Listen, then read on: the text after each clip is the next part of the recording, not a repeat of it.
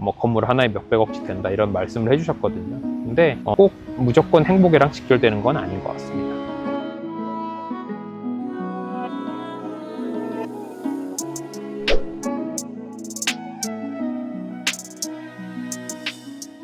맞아요. 그런 말이 있는 것 같아요. 저도 의대 다닐 때 혹은 의사였을 때 의사는 본인은 불행하고 뭐 아내랑 뭐 자식들은 행복한 직업이다라는 말을 들었었던 것 같은데 저는 그렇게 생각하지는 않는 것 같아요. 실제로 어떻게 보면 그동안 의사 선생님들이 많이 힘드시거나 아니면 진료실에만 갇힌 삶을 살았다고 한다면 제 나이 또래 30대 후반 혹은 40대 조금 길게 잡은 50대 초반 선생님들까지는 요즘에는 예전처럼 진료만 하거나 하는 건 아닌 것 같아요.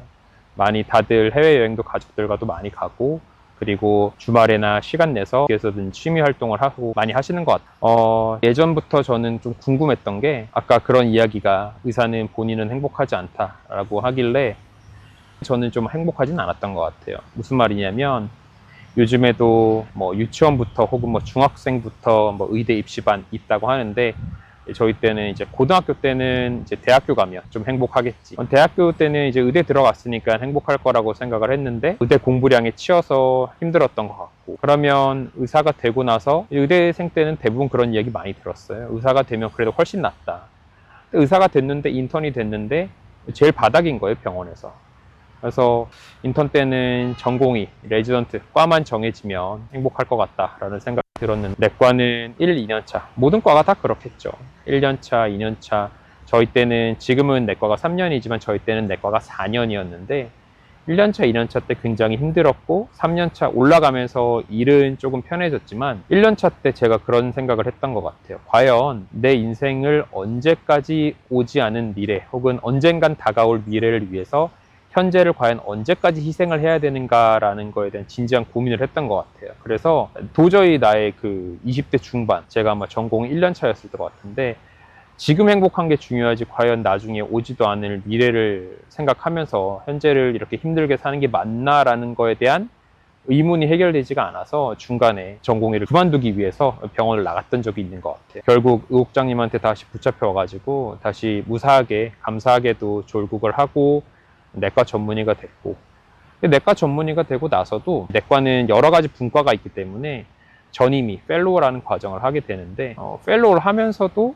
그렇게 막 행복하다는 생각은 안 들었던 것 같아요. 그래서 이제 펠로우가 끝나고 나서 뭐 본격적으로 페이닥터, 월급을 받으면 좀 행복할까 싶어서 월급을 받다 보니 아무래도 그 전에 비해서는 전임의 할 때보다는 월급여가 많이 오르기 때문에 잠깐 행복했던 것 같은데 그러면 이제 공직 일을 제가 한 3년, 4년 정도 했는데 개원을 하면 행복할까라는 생각이 들었는데 개원을 하고 나서 행복을 찾은 것 같은데 그거는 개원을 했기 때문에 행복을 찾은 게 아니라 제가 내린 결론은 제가 지금 행복하다고 말할 수 있는 가장 큰 원인은 마치 제가 최근에 차를 구입한 거랑 비슷한 것 같아요.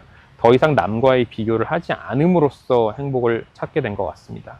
예를 들면 지금 부동산 가격이 많이 올라서 저는 제가 지금 살고 있는 이 지역에 전세로 살고 있지만 여기 아파트를 소유하고 계신 분들은 가만히만 있어도 아파트 가격이 매우 많이 올랐겠죠.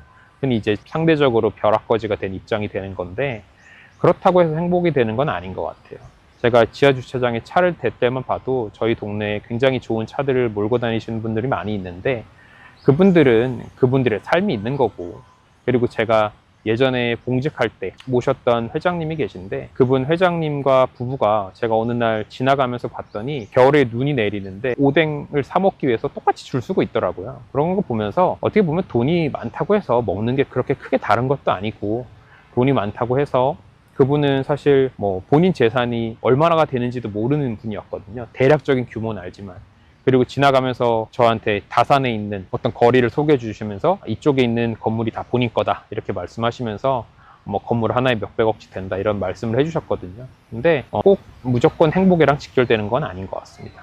사람은 다 자기만의 삶이 있는 것 같고 예를 들면 저희 아까도 말씀드린 것처럼 지하 주차장이 많은 좋은 차들이 있지만 저는 제가 지금 아이들이 2명이 생기면서 구매한 차량에 굉장히 만족을 하고 있고 오히려 더 좋은 차를 샀다고 하면 뭐 흔히 말하는 더 고급차, 슈퍼카를 샀다고 하면 아이들이 마음껏 그 안에서 뛰어놀거나 때로는 운전석을 발로 차거나 더럽히면 굉장히 마음이 아팠을 것 같거든요.